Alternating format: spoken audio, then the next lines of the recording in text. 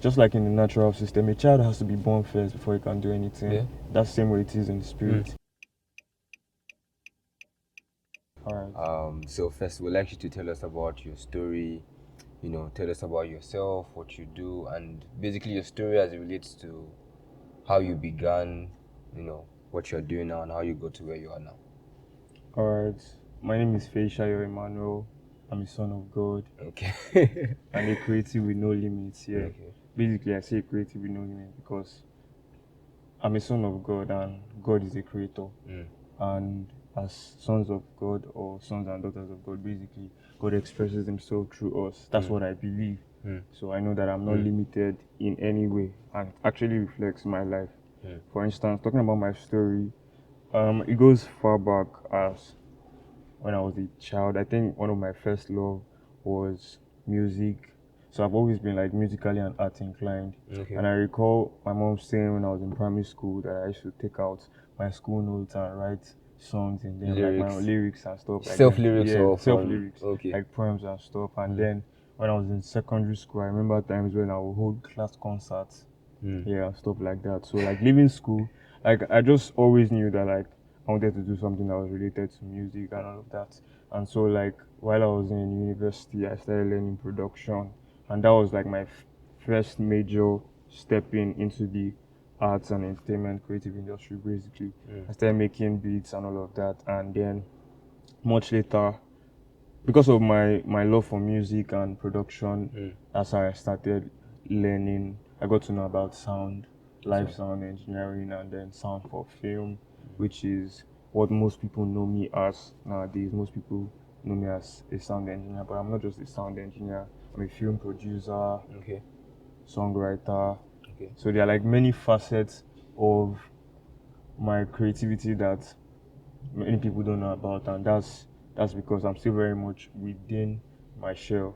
You Okay. get. So yeah, for me, art is a form of expression, and basically your art, whether it's creative art, whether it's written form, whether it's in painting, whether it's in music, it's an expression of who you are on the inside, what you believe, your belief system, and all of that. And for me, being a son of God and being all about God's kingdom, I know that I'm just a vessel for God to express His truth, His word, His lifestyle. And so, that being the case, I don't just stand up to do anything. Yeah. Whenever especially when it's like personal, and I'm not just doing it for like say business wise or doing it like I have to be deliberate on what I'm doing. So I don't just stand up to say, okay, I want to do this. It has to have impact. That's my point basically. So yeah, um, that's it basically. I like the emphasis you made severally on how you are the son of God. It shows how your faith impacts your career, and we'll get there in a few minutes. But I'm interested actually in knowing, considering that you are so versatile in the creative world. Yeah. Has there been any special experience or any particular person that has influenced your career, so far, especially in the sound industry? Given that is the one that you're mostly known for. Known for. Okay. Well, basically, I wouldn't say I have any anybody per se that anybody that I reference or look up to. I mean, yeah, it's not like they are great people. Like even around me, amongst like colleagues and friends, like they're people that I really admire. But when it comes to like setting a standard, I don't have anyone yet. And like I said, especially when it has to do with creativity, Okay. I mentioned earlier that as sons of God, we're like vessels for God to express Himself. Yeah. And God can only express Himself through you to the extent that you are like Him.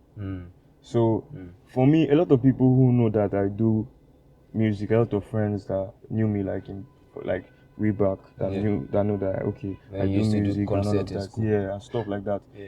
They are, they, to me, to them, like it looks like I'm slowing down or I'm sleeping on my On your talent, talent, yeah. because reason being that for me, for a long time, I mean, like it got to a point in my life where God started helping me to understand more and more His calling upon my life, and that required having that understanding made me, having that experience made Yeah. me understand that for God, at every point in time, what's most important to Him is that you first become like Him. You acquire His mindset, His nature before you can walk. Like we talk about the born again experience. Yeah. Just like in the natural system, a child has to be born first before he can do anything. Yeah. That's the same way it is in the spirit. You have to have that nature better than you first before you can actually do anything. So, for instance, like I know that if I decide to make music today, I can actually make good music. Of course. You get. But for me, is was God leading. So when it comes to sound engineering, like you asked, which I'm going back to the question now, Yeah. the person I look up to is God, because you know why? All of these things that we do, arts, engineering, medicine, whatever it is, Whatever it came is. from God. And I believe that we are barely scratching the surface yet. I think so too. Yeah, we are barely scratching the surface. So really for me, when it comes to setting standards and extent that I want to get to like creatively, all I just think about is how that I need to become like God so much, to the point where God begins to express Himself through me and do things that seem humanly possible. For instance, like my experience with sound can create and destroy. You can use sound to create, you can use sound to destroy. Of course. I don't know if you've heard about how sound can cause a pregnant woman to have miscarriage and Wow. stuff like that. Sound can also be used for healing purposes. Wow. So those are I think I've heard about that. and so they are barely explored. Do you get? So like for me, when it comes to sound engineering per se, I just believe that there's a certain level of excellence that you can only attain in spirit. Yeah. And that's what I look forward to. So yeah. I mean, it's really fascinating to hear your story, but curious. I have two questions out of curiosity. Yeah. One is the songs you used to write in school. Yeah. Then do you still have them? Well, not in secondary school, but like I would say like songs that I wrote when I was in university, songs that I wrote okay. like 7 years back. You That still were have them? basically I have them written. I have a lot of Stored. beats and stuff. They're basically about my past life. Okay. You get like, and that's one interesting thing. Like whenever I wrote songs back then, like it was always about my story. Like I always just Personal. it was always personal to me because, like I said, art is a form of expression, expressing what you have inside. And for me, for a very long time, like whenever I made those songs, like I made it with the even when like I was going through tough times, I made those songs with the intention that I know that somebody out there is going through the same thing. Okay, so I'm just telling my story, basically impacting people one way or the other. But like those songs, I can't put them out anymore because I'm no longer that person. But My someone could reality- learn from it too. Well, true, yeah. A lot of people could learn from me, but now it's all about who I stand for and who I represent. I don't know if you get me. Yeah, I see So what there's you a mean. difference. Yeah. Wow. Okay, so I just want to ask a little more, just to stay on this subject of your, of your work and creative, creative life. So, what exactly inspires you? What gets you going creatively? You've mentioned that you are mostly known for your sound part, but you are a talent with without limit, really. So, for the other things you do and for the other ones that you're still looking to to fully explore, what gets your creative juice flowing? What inspires you? How do you do it? Okay, so one thing for me is, like I said, I love art and I love anything that basically challenges me or makes me use my brain, makes me use my creative ability, basically, that causes me to, just like it is like working with your hands. People that just really love working with their hands. Like for me, I just like anything that challenges me to be creative and has impact, can impact another person's heart, which is what, even in the fallen world, like even in the fallen system, like you can see the impact that music and entertainment has on like the masses. Do you get? Because it's a way of relaying a message. Yes. So like it really inspires me, and then I love excellence. When I see any creative do something that's excellent, even if the person is not a believer, I admire it. And Inspires you. I just be like, sometimes I watch some certain movies, commercials, or I see like someone do work on a certain project, and I'm like, sometimes even designs like art direction and stuff, and like I really love that. Do you get? I want to do something like this. So yeah, for me, it's actually the love of the art. Yeah. For me, yeah, love of the art. No, nice. I mentioned earlier on that I had 2 curious questions. I asked one you. I want to ask you. Your hair, is this from birth or you grew it? No, I grew it. Oh, so you're not Dada by birth? No, I'm not that by birth. Okay, but yeah, like also the hair is like also it's inspired in a way. And okay. So like for me, the hair is not just fashion. You get, it's almost like a statement, and it's like a reflection. I like to say it's like a reflection of what the faith work is. So this style of dress I have on is called freeform, and basically what that entails is you grow your hair to a certain point and you just let it start growing like in whatever direction. Yeah, rather than like retwisting and relocking.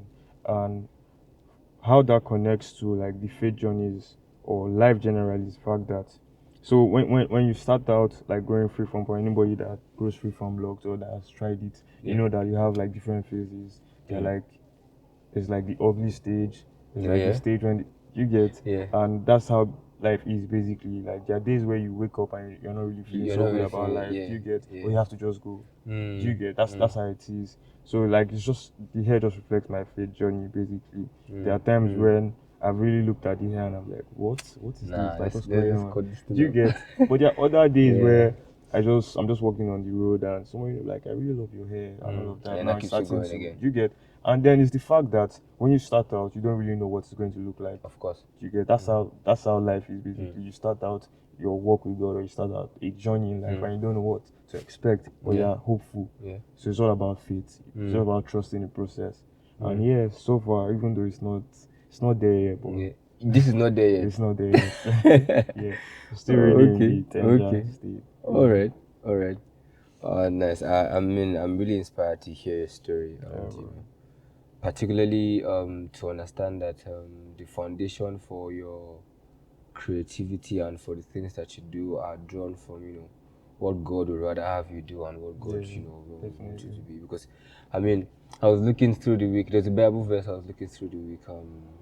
I think it's Genesis 1 verse 26, and I mean, it's something that we've all read a million and one times, and it's how the Bible says that God created, and God said, "Let us create man in our own image and likeness." That's God's intention, original intention. Do you understand? And so when I went back to look at the whole of Genesis, I prefer to read the KJV version, right? Yeah, same here. Cheers. So from verses 2 to verses 16, each verse started with and God said, and God did this, and God did that. So, it just gave me an insight to how that God naturally is a creative being. Exactly, you get my point. And if we are created in His image and likeness, it means that we are expected to operate in the same form. Definitely. And it means that it does not matter if you're a doctor, if you're a janitor, if you are a warder, if you are a lawyer, you can be creative. You can be excellent at what you do. And that is really nice to. I mean, like just think about it. Like literally, we have a father with a mathematician, a physician, a doctor, a scientist, a storyteller, a farmer, agriculturist. You get architecture. Everything, like everything he does. So whatever you're looking for, you can stream it from within. Yes. Like, but it's all based on your. Like you said, let us make man in our image and our likeness. You have to actually function in that image and that likeness. You have to work in that nature for you to be able to express this thing. So I think that's the focus basically, and not just about doing things. Because people do stuff like we've had over generations of musicians, but like at the end of the day, where are they? Where's the impact that they've made? Say for instance, look at David. David was a psalmist, he was a songwriter, instrumentalist. But do you know the one thing that set David apart from every other instrumentalist? I mean, like when Saul was depressed and David went to play, the Spirit of God was upon him. It wasn't so much about him being so skillful. No, he had the Spirit of God. You get, so it makes the difference. And look at all the psalms that David wrote in times of pain, sorrow, because he was connected to God. Like thousands of years later, it still has impact in our life. You get, but we've had musicians like in recent years that have done things, and after some time, like it fades off. You can't have. There's no real substance there. God is the substance.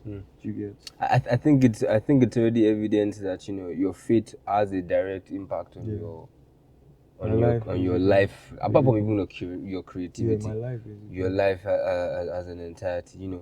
Sometimes when I read, you're making reference to the Psalms of David, I'm like, if we convert these guys' Psalms to lyrics, bro, everlasting, lifetime, I'm ridiculous, serious, like for real.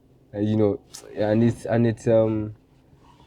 it's phenomenal when we think about how that we can literally find everything in God, in God, really. Okay, so I'm still interested in your career. Maybe there's any highlight, any key moment that has maybe set you apart or put you on a certain pedestal, or that has Okay, made a I've mark. had so many, like, thankfully, like, God has been really faithful, because that's another thing. When a man gets to the point where he's actually willing to align with God from the heart, like, you just be surprised, like, the way God will blow your mind. Like I said, I started out making music, and that was all I ever wanted to do. Like, back then, like, I just always wanted to make music and beats and stuff like that. I never knew that there were so many giftings inside of me. I never realized that I had giftings in so many things. And just to not to go so far, like, one of the recent highlights for me was producing or working as a producer for, like, one of, like, the biggest projects so far for me, like 2 music videos, and everything was done, planned, and everything in the space of like 2 weeks, just the beginning of this year. And we shot this year, 2024. and we shot the 2 music videos in like 2 days. Wow. You get, like, for me, like, and the most important thing was the fact that even people that are close to me, that basically maybe just knew me as a sound engineer, they were amazed at and even myself, I won't lie, I was amazed at the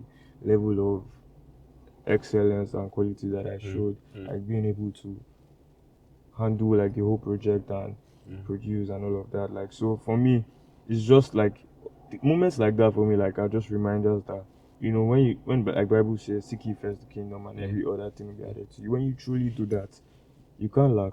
You just sit back and watch, and how God makes your life like an amazing. You get, like, it's massive.